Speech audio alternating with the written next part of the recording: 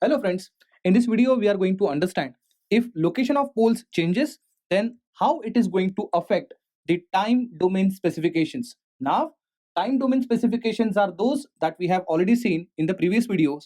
That is nothing but a settling time, peak time, rise time, delay time along with a peak overshoot. Let us begin.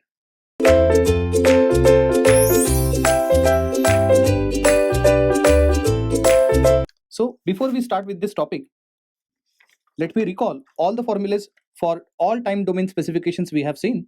So I'll start with a delay time TD,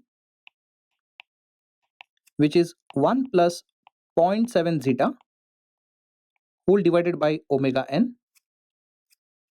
Thereafter we have rise time, which is pi minus zeta.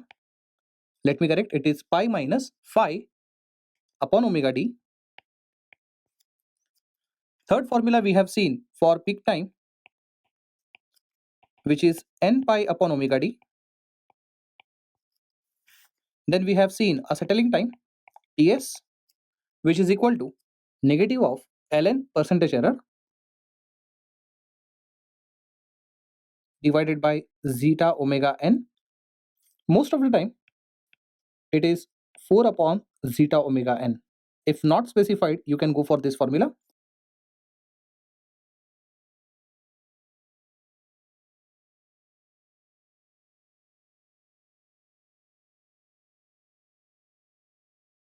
And then we have seen a percentage MP, which is e to the power minus pi zeta whole divided by under root of 1 minus zeta square, and this whole thing multiplied with 100. Please note that under root of 1 minus zeta square is also a part of exponent only. Please don't forget, whatever time domain specifications we are talking about are only applicable if we are talking about underdamped system. I hope you remember we have started with underdamped system, where we have seen how the response looks like. The response will look like underdamped system only when a zeta is lying between 0 to 1. So we believe that our zeta is always lying between 0 to 1 for all our discussions, right? Now, we know that this underdamped response is possible to get only when you have a complex conjugate poles. So let me put this way. This is our S plane. This is plus sigma, minus sigma, plus j omega, and minus j omega. Am I right? And let me assume complex conjugate poles here. So let us assume our complex conjugate poles are lying here. We know very well this real part is minus zeta omega n, and imaginary part is j omega d, and this is minus j omega d. Is that right? Suppose if I join this pole with this origin, then we know very well this angle is what we called as phi, where phi is cos inverse of zeta. In derivation, we have already discussed this. Now, let me put my point and let me first of all justify what our topic is. Our topic says location of poles and time domain specifications.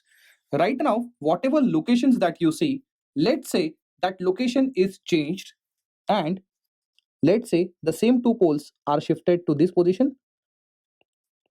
Please understand, we have to keep them in left half of S plane, and secondly, it has to be complex conjugate poles only lying on left half of the S plane. So here, please don't misinterpret that now there are two complex conjugate poles or two pair of complex conjugate poles. No, it's not that. What I have done is I have done some changes in the system so that the two poles that you see over here, which I'm highlighting now, are shifted to left hand side, right? Or later on, let's say they are shifted like this or like this and so on. So we have to see if this happens in the system anyhow, if location of poles are changed in this fashion, how it is going to affect our time domain parameters that we have seen, like delay time, rise time, peak time, settling time, along with the peak overshoot. Let us see. So as you can see, your poles are changes this way. One more thing, this is what we called as a right angle triangle. This angle you know very well, it is phi, and the hypotenuse is omega n, right? So let us see this is the first position, this is a second position, this is a third position, fourth position, and so on. So we have to see how parameter or how time parameters that we have seen are going to affect because of these changes. Let us see. Now imagine we are at first position and now pole locations are changed to 2. Then we are going to see what things are affected. As you can see, again from the origin, if I join over here, this phi value, let us say phi 2 because it is at position 2, and if I compare with phi 1, then you see that phi value is reduced, meaning that if these changes are happening, if poles are going to change their location in this fashion, the very first effect that I see is the value of phi is reduced. I hope you are convinced with this. You can even see over here, even phi will keep on reducing, but at the same time the length of hypotenuse goes on increasing. So second effect that I see over here is increase in omega n. Am I right? I hope you understood this. Next, you know what? Phi is actually cos inverse of zeta. Since phi is equal to cos inverse of zeta, meaning that phi and zeta are inversely proportional. What does that mean? If phi is reducing, zeta must be increasing. So zeta is increasing, right? Now, if phi is reducing, omega n is increasing, zeta is also increasing. Let us see what are the effects on the time domain specifications. Now, look at TD. What is happening with zeta? Zeta is increasing. Am I right? What is happening with omega n? Omega n is also increasing. It clearly indicates numerator is also increasing, denominator is also increasing. So we cannot comment what will be effect on TD, because if they are getting increased in a similar fashion or a similar quantity, then it is not going to affect TD.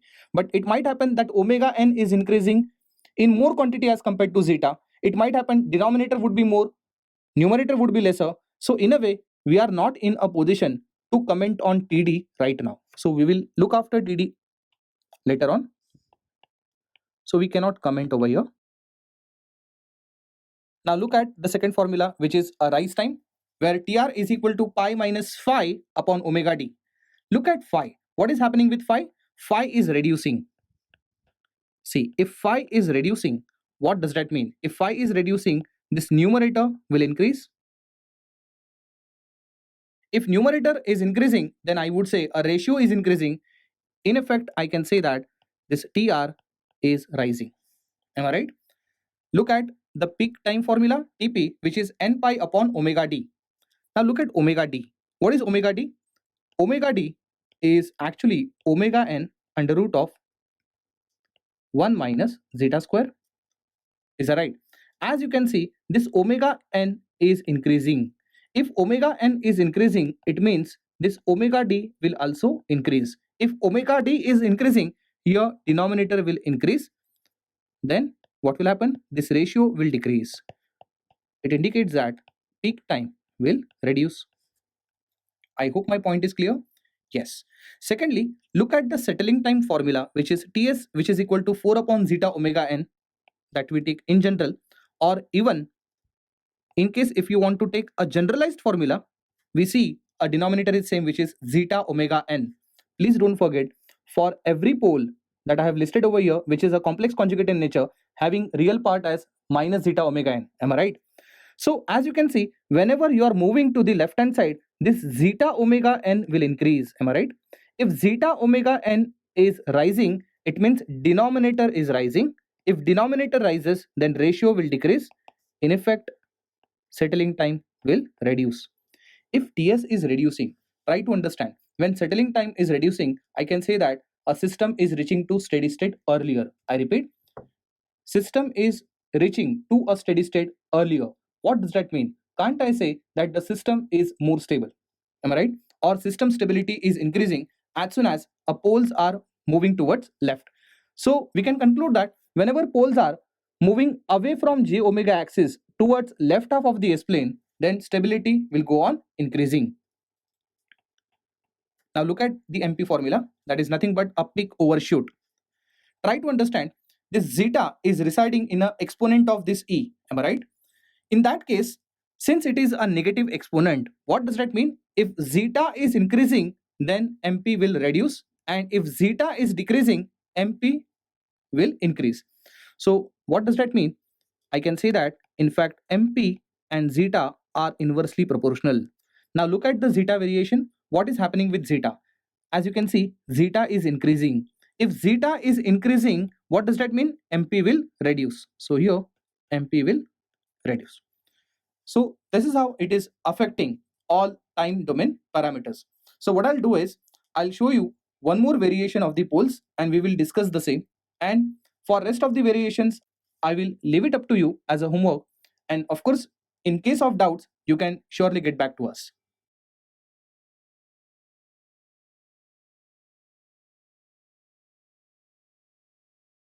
So let's say this time I'm taking this kind of variation where we had poles at this position. Later on, poles are shifted at this location, then poles are shifted at this location, and so on.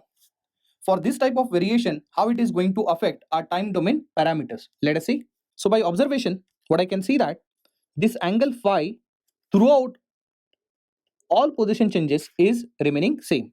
So I would say that phi is constant.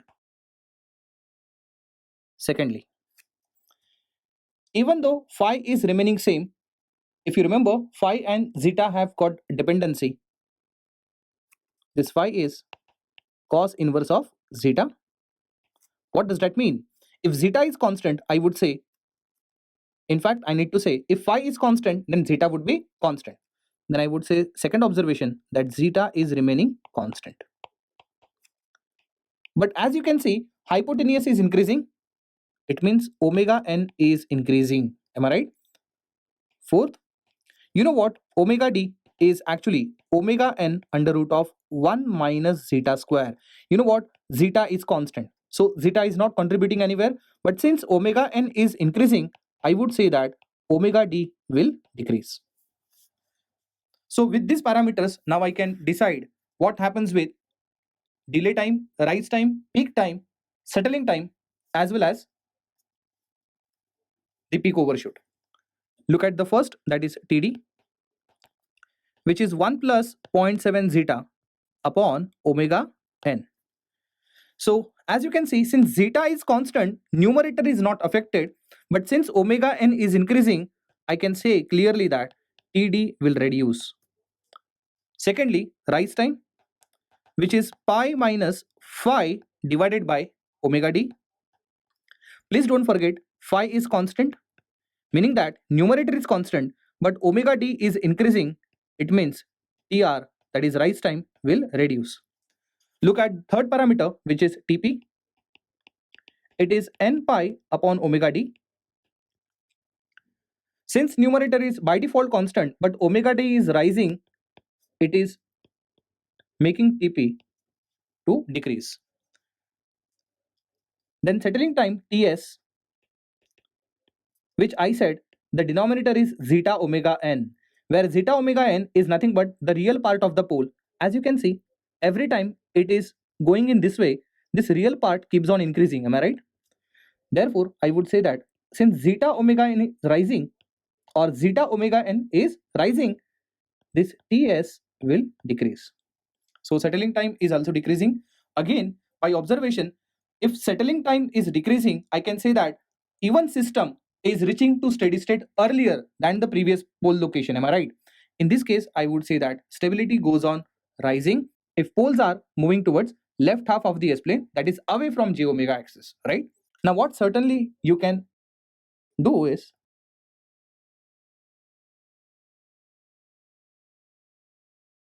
you can analyze this behavior.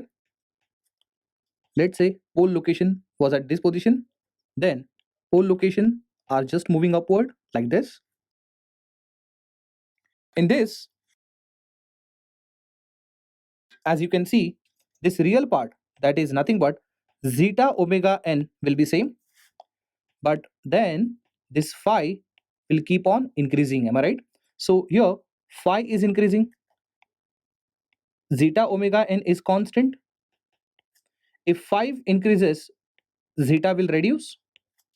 Am I right? Here omega n is rising. Please look at this. Omega n is rising because as soon as poles are moving upward, this hypotenuse length is also increasing. Am I right? So zeta is reducing, omega n is rising. It causes even omega d to rise. So I guess now this data is sufficient for you to analyze how the time domain specifications are going to change themselves. Thank you.